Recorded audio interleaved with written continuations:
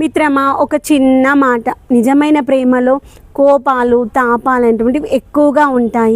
వాటిని అర్థం చేసుకుంటే బంధం అనేటువంటిది బలపడుతుంది.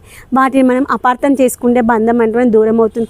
నా అనుకున్న వాళ్ళ గురించి మనం ఎక్కువగా ఆలోచిస్తాం కాబట్టి, ఎక్కువ కేర్ తీసుకుంటాం కాబట్టి కొన్నిసార్లు మనం చేసేటువంటి పనులు వాళ్ళకి నచ్చకపోవచ్చు.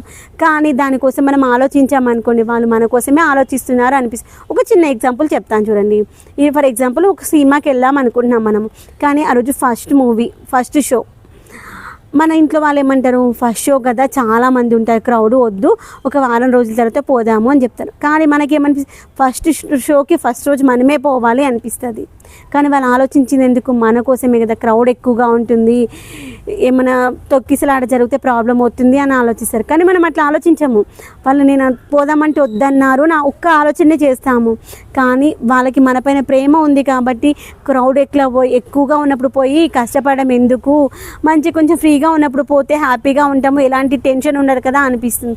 అదే తేడా. మన కోసం ఆలోచించే వాళ్ళ కోసం మనం ఆలోచించము.